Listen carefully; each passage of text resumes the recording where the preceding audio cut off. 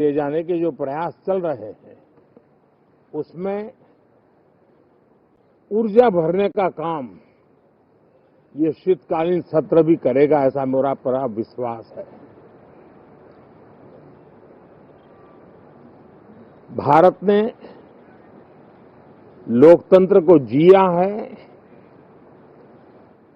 लोकतंत्र के उमंग और उत्साह को समय समय पर ऐसे प्रकट किया है कि लोकतंत्र के प्रति विश्वास और मजबूत होता रहता है। गत दिनों बिहार में जो चुनाव हुए उसमें भी मतदान के जो विक्रम हुआ है वो लोकतंत्र की सबसे बड़ी ताकत है। माताओं बहनों की जो भागीदारी बढ़ रही है ये अपने आप में एक नई आशा, नया विश्वास पैदा करती है।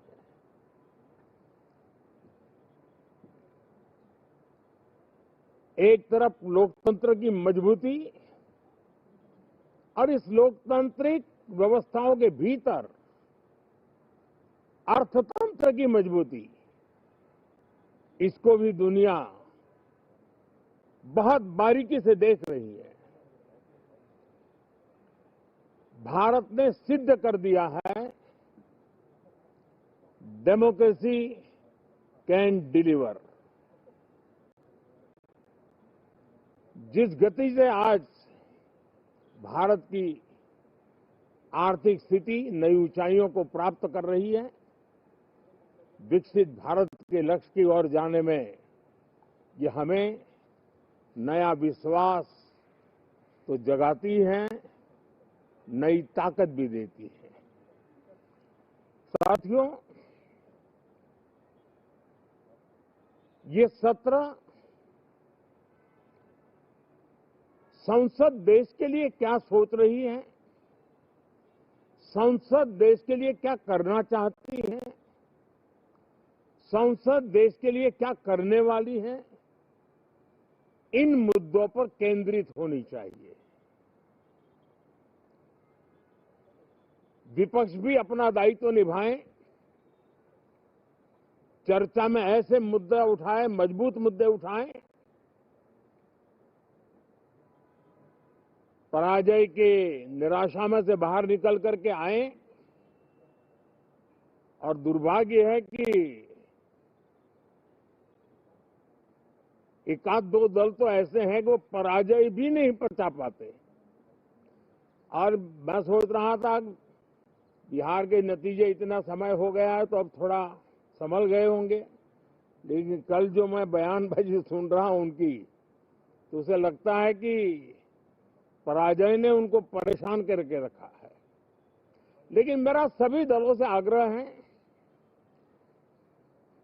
कि शीतकालीन सत्र में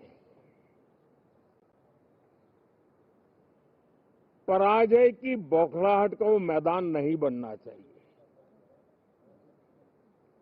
और ये शीतकालीन सत्र विजय के अहंकार में भी परिवर्तित नहीं होना चाहिए।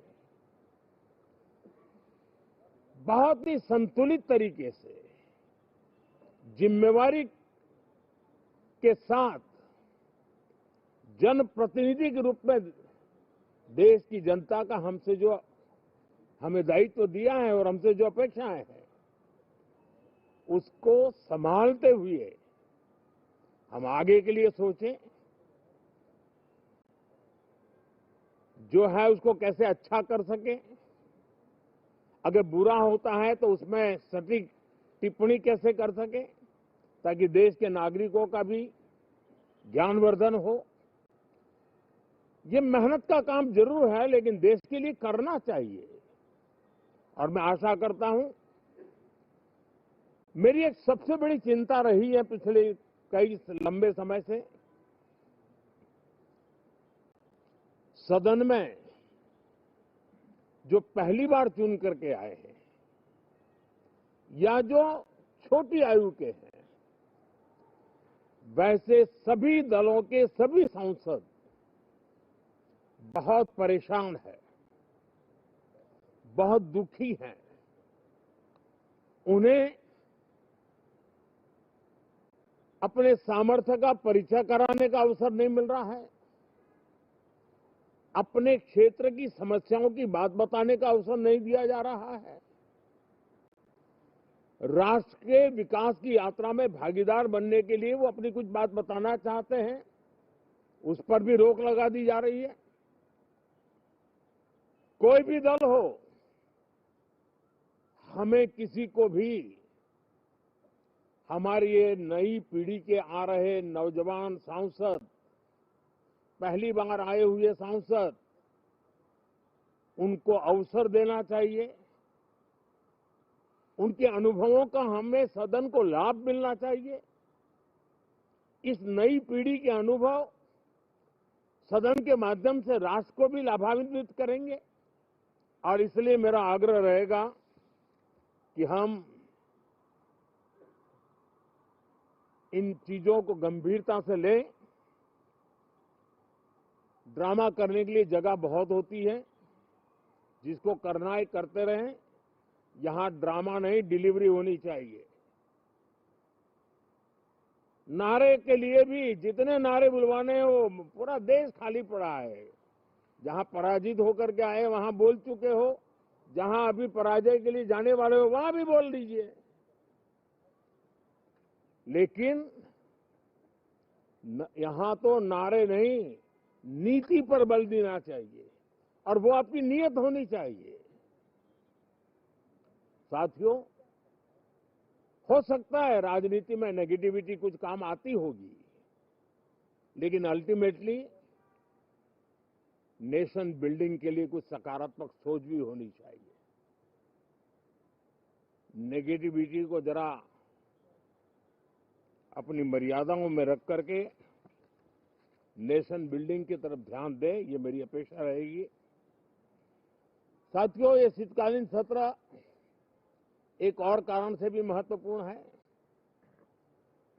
हमारे नए माननीय सभापति जी आज से हमारे उच्च सदन का मार्गदर्शन उनका शुरू हो रहा है।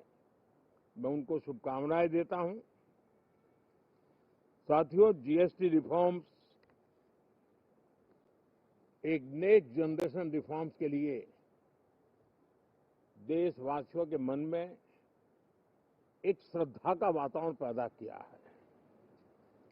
इस सत्र में भी उस दिशा में बहुत सारे काम होने वाले हैं।